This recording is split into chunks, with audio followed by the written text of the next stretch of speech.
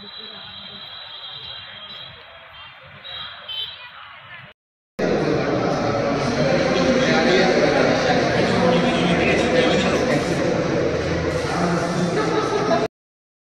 Interior బడ్జెట్లో క్లియర్గా allot చేశారు.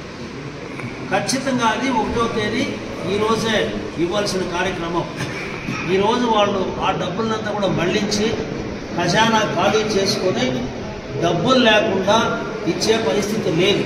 జగన్మోహన్ రెడ్డి అప్పు చేసి సంక్షేమ కార్యక్రమాలు చేసే పరిస్థితిలో ఈరోజు అప్పు కూడా పుట్టని పరిస్థితుల్లో ఏ విధంగా చేయాలనేటువంటి తికమక పడుతూ అది Telugu Desam party, election commission, NDA సంబంధించిన వాళ్ళు దీన్ని అడ్డుకున్నారు అని చెప్పి దుష్ప్రచారం చేస్తున్నారు.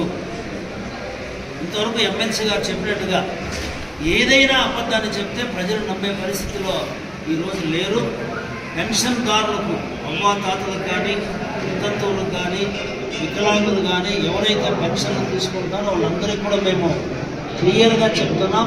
తెలుగుదేశం పార్టీ డిమాండ్ చేస్తుంది 1వ తేదీ ఈరోజే పెన్షన్లు ఇవ్వాలి. దానికి ప్రభుత్వ సిబ్బంది సచివాలయం తెలిసి ఓటు వేసి మీ ఓటును వృధా చేసుకోవద్దు. కుప్పం నియోజకవర్గ ప్రజలందరూ కూడా మరీ విజ్ఞప్తి చేస్తాను.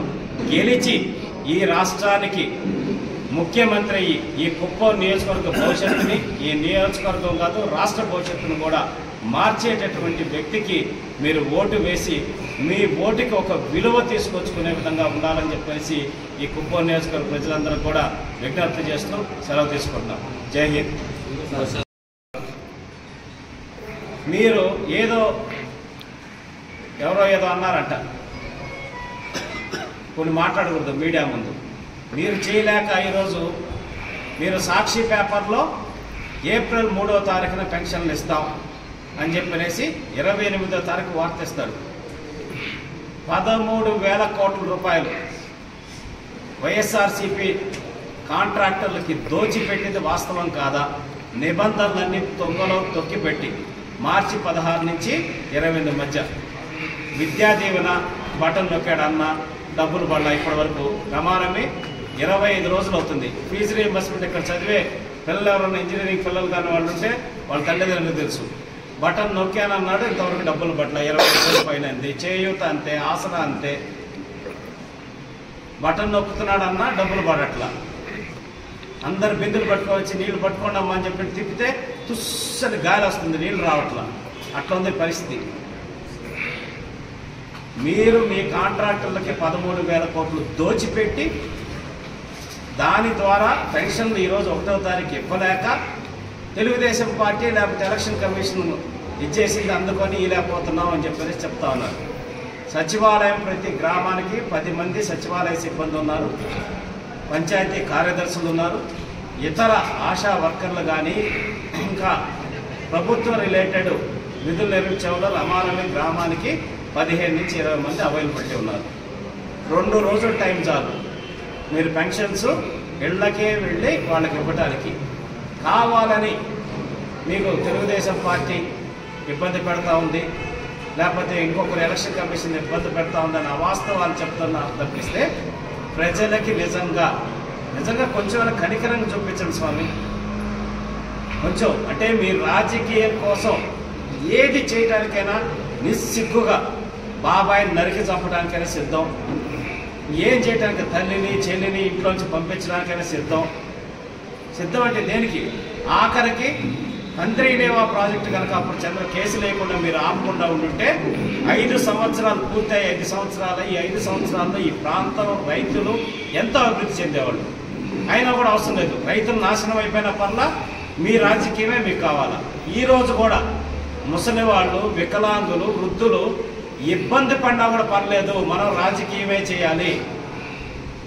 నిజంగా 2 రోజుల్లో ఉన్న సచివాలయ సిబ్బంది అందరిని పెట్టి ఇంటింటికి పెన్షన్ ఇప్పించలేరా? అలా కాదు, ఆపి మేము లేవు కాబట్టి ఏదో జరిగిపోతుందని చెప్పనేసి రాజకీయంగా ఒక కుట్ర తెరలేపాలని ప్రయత్నం తప్పిస్తే మనస్సాక్షి అనేది ఉందా మీకు కొంచెమన్నా? మేము ప్రభుత్వాన్ని డిమాండ్ చేస్తూ ఉన్నాం. సచివాలయ సిబ్బందిని, పంచాయతీ కార్యదర్శులని, ఇతర ప్రభుత్వ విధుల్లో ఆ గ్రామాల్లో ఉన్న ఇతర సిబ్బందిని అందరినీ వినియోగించి ఖచ్చితంగా ఇమ్మీడియట్గా డోర్ టు డోర్ పెన్షన్ ఇచ్చేటటువంటి కార్యక్రమాన్ని పూర్తి చేయాలి. చంద్రబాబు నాయుడు గారు కూడా చెప్పడం జరిగింది. 4,000 పెన్షన్ చేస్తున్నాం, అలాగే దాన్ని ఇంటింటికి తీసుకొచ్చి ఇస్తామని కూడా చెప్పడం జరిగింది.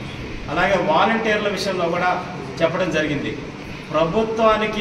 ప్రభుత్వం విధుల్లాగా వాళ్ళు నిర్వహించే వాళ్ళ ఎవరి మీద మాకు ఎటువంటి అభ్యంతరాలు లేవు. ఎవరైతే వైఎస్ఆర్సీపీ కార్యకర్తల్లాగా ప్రవర్తిస్తున్నారో వాళ్ళ మీదే మేము ఏదైనా చర్యలు తీసుకుంటామని చెప్తున్నాం. అలాగే చంద్రబాబు నాయుడు గారు మన కుప్పం వచ్చినప్పుడు చెప్పారు, వాలంటీర్లో బీటెక్లు చేసిన వాళ్ళు, ఎంటెక్లు చేసిన వాళ్ళు, బీకామ్లు చేసిన వాళ్ళు ఎంతోమంది ఉన్నారు. వాళ్ళందరికీ కూడా స్కిల్ డెవలప్మెంట్ వాళ్ళ క్వాలిఫికేషన్ తగ్గట్టు ఇచ్చి ఇంకా మంచి ఉద్యోగాలు సాధించేదానికి ప్రభుత్వం రేపు వచ్చిన తర్వాత చంద్రబాబు నాయుడు గారు అండగా ఉంటామని వాలంటీర్లు కూడా చెప్పడం జరిగింది. కాబట్టి వాలంటీర్లు కూడా ఆలోచించాల్సిన అవసరం ఉంది. చదువుకున్న మీరందరూ కూడా ఈ సమాజం బాగుండటానికి ఎటువంటి నిర్ణయాలు, ఎటువంటి వ్యక్తి ఉంటే బాగుంటుందని ఆలోచించాలని తెలియజేసుకుంటూ పెన్షన్స్ కూడా ఇమ్మీడియట్గా ఇచ్చేయాలని చెప్పనేసి కోరుతా ఉన్నాం. మీరు ఇంకా గ్రామాల్లో ప్రతి దాడులకి పాల్పడితే చట్టపరంగా మీ మీద పోరాటం చేయడానికి సిద్ధంగా కూడా ఉన్నామని తెలియజేస్తూ, వాస్తవాలు వండి వార్చేది మేము 100 రీల్స్ చేయగలం, బ్యాక్గ్రౌండ్ స్కోర్ పెట్టగలం, అది ఇది అని చెప్తా ఉన్నారు. మీ అంత మ్యూజిక్ టాలెంట్ మాకు లేదు. మీ దగ్గర అంతా ఆర్టిస్టులు, కళాకారులు ఎక్కువ ఉన్నారు. వైఎస్ఆర్సీపీలో యాక్టివ్ ఒకరి పర్ఫార్మెన్స్, శోభన్ బాబు మించిన పర్ఫార్మెన్స్ ఒకరిది. ఇందాక భరత్ గారు ఏమో మేము అంతకన్నా బ్యాక్గ్రౌండ్ స్కోర్ వేసి ఎంత చేస్తూ ఉన్నారు. మా దగ్గర కీరవాణిలు లేకపోతే డిఎస్పీలు ఎవరు లేరు. మంచి దేవిశ్రీ ప్రసాద్ లాంటి మ్యూజిక్ వాళ్ళు మా దగ్గర లేరు. కాబట్టి మీరు అలాంటివి చేస్తే చేసుకోండి.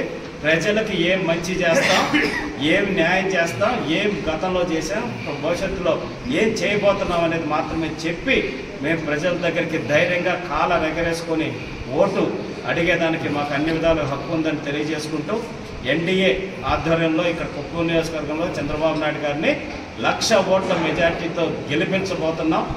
దీన్ని ఎవ్వరూ ఆపలేరు. ప్రజలు సిద్ధంగా ఉన్నారు. ప్రజలకు కూడా మళ్ళీ విజ్ఞప్తి చేస్తూ ఉన్నారు. మీరు దాడుల గురించి మాట్లాడుతుంటే అసలు ఎంత హాస్యాస్పదంగా ఉందంటే, చక్కగా జగన్మోహన్ రెడ్డి గారు మీకు మాత్రం ఒకటి నేర్పించారు, దాంట్లో డౌటే లేదు. అబద్ధాన్ని కూడా ఎంత కాన్ఫిడెంట్గా చెప్పచ్చు, మనస్సాక్షికి సమాధానం అవసరం లేకుండా చెప్పచ్చు అనే దాన్ని మాత్రం మీ నాయకుడు మీకు చక్కగా నేర్పించాడు. దాన్ని చాలా చక్కగా మీరందరూ కూడా గ్రామ స్థాయి నుంచి రాష్ట్ర స్థాయి వరకు పాటిస్తూ ఉన్నారు. ఈ నియోజకవర్గంలో ఎన్ని దొంగ కేసులు, ఎన్ని అక్రమ కేసులు పెట్టారనేది ఈ కుప్పం నియోజకవర్గ ప్రజలందరికీ తెలుసు. ఏ విధంగా హింసిస్తున్నారో తెలుసు, ఏ విధంగా దాడులు చేశారో తెలుసు. 500 నుంచి 600 మంది తెలుగుదేశం పార్టీ నాయకుల మీద, కార్యకర్తల మీద, అలాగే ఇంకొక 100 మంది పైచిలకు ఎవరైతే అభివృద్ధి గురించి ప్రశ్నించారో సోషల్ మీడియాలో వాళ్ళ మీద కేసులు పెట్టించి రిమాండ్కి పంపించిన చరిత్ర మీది కాదా అని చెప్పి ప్రశ్నిస్తూ ఉన్నాం. ఈరోజు కేసుల గురించి మాట్లాడుతూ ఉంటే గంజాయి ఏ రకంగా వచ్చింది కుప్పంలోకి? అంతకుముందు ఎప్పుడన్నా ఉందా? 2019కు ముందు. ఈరోజు రామకుప్పంలో గంజాయి దొరికితే మూలాలు వెతికితే వైజాగ్ నుంచి తేలుతున్నాయి, వైజాగ్ నుంచి ఇక్కడికి వచ్చింది అంటున్నారు. అంటే ఈ కుప్పాన్ని ఏం చేయదలుచుకున్నారు వైఎస్ఆర్సీపీ నాయకులు? మీరు చేసిన అక్రమాలు, అన్యాయాలు మొత్తం ప్రజలు చూస్తూ ఉన్నారు. మీరు ఈరోజు హడావుడిగా వచ్చేసి ఏదో ఈరోజు మీరు చెప్పినట్టు పూర్తి స్థాయిలో పోలీసులు మీ మాట వినట్లేదని, అంతకుముందు జరిగినట్టు మనం ఏం చేసినా చెల్లుబాటు అవుద్ది అనుకుంటే, ప్రతి ఒక్కరికి వ్యవస్థ ఉంది. ఇప్పుడు ఎలక్షన్ కమిషన్ ఉంది. చట్టబద్ధంగా ప్రతి ఒక్కరి మీద చర్యలు తీసుకునే వరకు మేము అన్ని విధాలుగా కూడా పోరాడతాం. మీరు ఇటువంటి దాడులకు ఇంకా పాల్పడాలని చూస్తే ఇక్కడ తెలుగుదేశం పార్టీ వాళ్ళు ఎవ్వరూ కూడా చేతులు ముడుచుకొని కూర్చొని లేరు.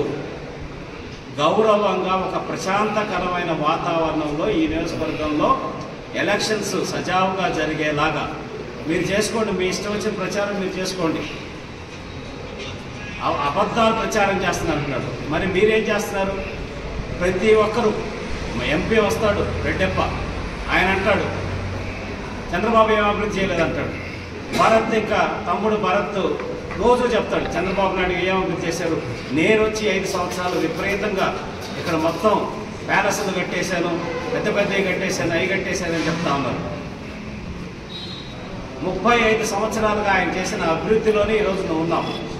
ఈ రోడ్లు కానీ ప్రతి ఒక్కటి ప్రతి ప్రెస్ మీట్లో చెప్పి మాకు తీసుకొస్తుంది స్వామి. రండి, నేను చెప్తున్నా, కారులో వెళ్దాం, నా కారులో రమ్మన్నా రండి, లేకపోతే మీ కారులో రమ్మన్నా నేను వస్తా. మళ్ళీ కూడా సవాల్ విసురుతా ఉన్నా.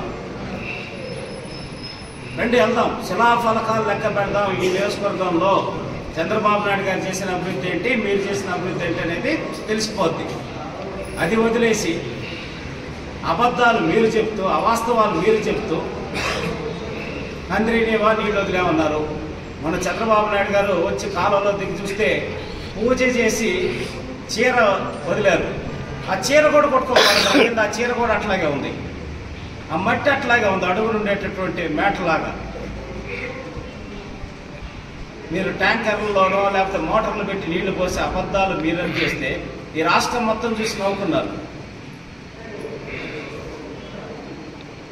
ఇవి ఇప్పటికైనా మీరు ప్రజలు అన్నిటికీ నిర్ణయించుకొని ఉన్నారు. అవాస్తవాలు మానుకొని దాడులు లేకపోతే అరాచకాలు అన్యాయం చేసే విధంగా చేస్తే మటుకు ఊరుకునే సమస్య లేదు.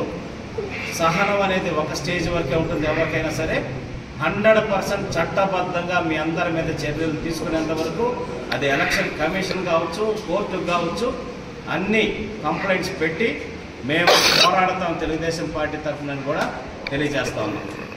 అలాగే పోతే కుప్పం నియోజకవర్గంలో మా ఎంపీటీసీ నామాలప్ప గారి మీద వైసీపీ నాయకుడు, ఒక వాలంటీర్ దిలీప్ అనే అతను, వైసీపీ నాయకుడు పట్టాభి అనే అతను, రవి అని ముగ్గురు అకారణంగా రాత్రిపూట ఒక పెళ్లి చూసుకొని వస్తుంటే గంజాయి తాగిన మత్తులో ఒళ్ళు కూడా తెలియకుండా దాడి చేసి ఏ విధంగా గాయపరిచారు, అతని బట్టలు మొత్తం చించి తరుముకొని హత్యాయత్నంలాగా చంపేలాగా దాడి చేసి ఏ విధంగా చేశారో మనం చూసాం. ప్రతి ఒక్క దాంట్లో నిన్న పైప్ లైన్ వేస్తుంటే ఒక చోట అక్కడ కూడా మీరు అధికారులు వేయాలి కానీ ఇది నాయకులు, వైఎస్ఆర్సీపీ నాయకులు వేయకూడదని ప్రశ్నించిన దానికి గొంతు పట్టుకొని చంపేస్తామని చెప్పి బెదిరించేటటువంటి పరిస్థితి. ఇట్లా చెప్పుకుంటూ పోతే గత 4 సంవత్సరాల 11 నెలల నుంచి ఎన్ని దుర్మార్గాలు జరిగినాయో, ఇప్పుడు ఎలక్షన్ కోడ్ వచ్చిన తర్వాత కూడా అంటే పోలీస్ అన్నా, వ్యవస్థ అన్నా, చట్టం అన్నా కూడా భయం లేకుండా, అంటే ఈ 4 సంవత్సరాల 11 నెలల కాలం అలవాటైపోయింది. మనం ఏం చేసినా చెల్లుబాటు అవుతుందని. ఎందుకంటే తెలుగుదేశం పార్టీ నాయకుల మీద, కార్యకర్తల మీద అక్రమ కేసులు పెట్టి జైళ్లలో వేయించడం, వాళ్ళని హింసించడం ఏ విధంగా చేసుకుంటూ వచ్చారు. అలాగే భూములన్నీ దౌర్జన్యంగా, పట్టా ల్యాండ్స్ కానీ, డీకేటీలు కానీ ఏ విధంగా దౌర్జన్యంగా లాక్కొని వాళ్ళని బెదిరించి, వాళ్ళ కుటుంబ సభ్యులందరినీ కూడా చంపుతామని బెదిరించి రకరకాల విధ్వంసాలు చేసి ఏ విధంగా చేశారో, ఇప్పుడు ఎలక్షన్ కోడ్ వచ్చిన తర్వాత కూడా అదే రకంగా వైఎస్ఆర్సీపీ నాయకులు ప్రవర్తిస్తూ ఉన్నారు. సోదరుడు ఎమ్మెల్సీ భరత్ గారు ఇందాక ప్రెస్ మీట్లో మాట్లాడడం జరిగింది. ఇట్లా మీరు అవాస్తవాల ప్రచారం చేస్తే, లేకపోతే చేస్తే మేము కూడా అంతు చూస్తాం, లేకపోతే అది చేస్తాం, ఇది చేస్తామని చెప్తా ఉన్నారు. తమ్ముడు భరత్, మీరు అవాస్తవాలకి, అవినీతికి, అబద్ధాలని వండి వార్చేదానికి వైఎస్ఆర్సీపీ పార్టీ పెట్టింది పేరు. మీ బులుగు మీడియా ఏ విధంగా ప్రచారాలు చేస్తుందో, ఏ విధంగా అవాస్తవాలని వాస్తవాల కింద ఇచ్చేస్తున్నారో అవన్నీ కూడా మనం చూస్తూ వచ్చాం. సోషల్ మీడియాలో రీల్స్ పెడుతున్నారు, తెలుగుదేశం వాళ్ళు అబద్ధాలు చెప్తున్నారు అన్నారు. నేను ఒకటే ఒక ప్రశ్న అడుగుతున్నా. మీ వైఎస్ఆర్సీపీ పార్టీకి సంబంధించిన సర్పంచ్ భార్య నీల అనే ఒక మహిళని అభివృద్ధి విషయంలో ప్రశ్నించినందుకు ఆమెని, ఆ మెసేజ్లు మీ కుటుంబ సభ్యులకి, మీ ఇంట్లో ఉన్న ఆడవాళ్ళకి చూపించండి. వైఎస్ఆర్సీపీ ప్రతి నాయకుడు ఆ మహిళని ఏమేమి కామెంట్లు పెట్టారో ఒక్కసారి మీ ఇంట్లో మీ భార్యకి, మీ చెల్లెళ్ళకి, లేకపోతే మీ తల్లికి వాళ్ళకి చూపించండి. ఆడవాళ్ళకి బ్రహ్మాండంగా పెట్టారు అని చెప్పి కనుక వాళ్ళంటే సంతోషం. లేదు బుద్ధుందా, ఇట్లంత నీచంగా ఒక మహిళని ఈ విధంగా మాట్లాడతారని ప్రశ్నిస్తే మీ తలలు ఎక్కడ పెట్టుకోవాలో ఒకసారి ఆలోచించండి. మీరు మాట్లాడుతున్నారు మళ్ళీ సోషల్ మీడియాలో పోస్టుల గురించి, సోషల్ మీడియా గురించి. చంద్రబాబు నాయుడు గారి భార్య మీద పెడతారు, నారా లోకేష్ గారి భార్య మీద, బ్రాహ్మణి గారి మీద ఎంత వల్గర్గా పెట్టారో ఈ నియోజకవర్గంలో నా దగ్గర ప్రూఫ్లు ఉన్నాయి. ఆల్రెడీ దాని మీద కంప్లైంట్ కూడా ఇచ్చున్నాం. మీరు మళ్ళీ సోషల్ మీడియాలో నీతి గురించి మాట్లాడుతుంటే దెయ్యాలు వేదాలు వల్లించినట్టుంది.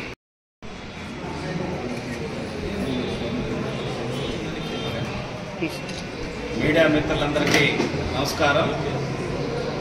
ఈరోజు ఈ మీడియా సమావేశం ఏర్పాటు చేయడానికి ముఖ్య కారణం, మొదటిగా ఎన్డీఏ కూటమి తెలుగుదేశం, జనసేన, బీజేపీ ముగ్గురం కలిసి కుప్పం నియోజకవర్గంలో ఏ విధంగా చంద్రబాబు నాయుడు గారి విజయానికి 1,00,000 ఓట్ల మెజార్టీ సాధించడానికి కృషి చేస్తున్నాం, ఏ విధంగా కలిసికట్టుగా ముందుకెళ్తున్నాం అనే అంశాలు తెలియజేయడానికి, అలాగే వైఎస్ఆర్సీపీకి సంబంధించినటువంటి నాయకులు గ్రామాల్లో ఏ రకంగా దాడులకు పాల్పడుతున్నారనే అంశం, అలాగే ఈరోజు మరీ ముఖ్యంగా పెన్షన్స్ పంపిణీ చేసే విషయం మీద, వీటన్నిటి మీద మీడియా సమావేశం ఏర్పాటు చేయడం జరిగింది. మొదటిగా ఇక్కడ కుప్పం నియోజకవర్గంలో తెలుగుదేశం పార్టీ, జనసేన, బీజేపీ కలిసి ఉమ్మడి కార్యాచరణ రూపొందించుకొని, అది డోర్ టు డోర్ క్యాంపెయిన్ అయితే కానీ, బాబు షూరిటీ భవిష్యత్ గ్యారెంటీ కింద సూపర్ 6 పథకాలని ప్రజల్లోకి తీసుకెళ్లే అంశాల్లో కానీ, ప్రతి ఒక్కటి కూడా బూత్ ఇన్ఛార్జెస్ దానికి సంబంధించిన సమావేశాలు కానీ, బూత్ పరిధిలో ముగ్గురు ఉమ్మడిగా ఎలా పనిచేయాలనే అంశాల మీద కూడా చర్చించుకొని ముందుకు వెళ్తున్నాం. ప్రతి ఒక్క జన సైనికులు, అలాగే బీజేపీ కార్యకర్తలు, అలాగే సింపథైజర్స్ ఎవరైతే ఉన్నారో ఈ ఎన్డీఏ కూటమికి, వాళ్ళందరూ కూడా వచ్చి ఈరోజు మాతో పనిచేయడం జరుగుతోంది. చాలా అంటే చాలా ఒక కుటుంబంలాగా కలిసికట్టుగా ముందుకెళ్తున్నాం. ప్రజల నుంచి కూడా ఈ కూటమికి మంచి స్పందన అనేది వస్తూ ఉంది. రోజు రోజుకి ఖచ్చితంగా కేంద్ర ప్రభుత్వం, కేంద్రంలో మళ్ళీ ఎన్డీఏ కూటమి ప్రభుత్వాన్ని ఏర్పాటు చేయబోతుందనేది అందరూ నమ్ముతున్నారు బలంగా. అలాగే ఇక్కడ కూడా ఎన్డీఏ ఆధ్వర్యంలోనే ప్రభుత్వం ఏర్పాటు చేయబోతున్నాం రాష్ట్రంలో కూడా అనేది ప్రజలు విస్తృతంగా నమ్ముతున్నారు.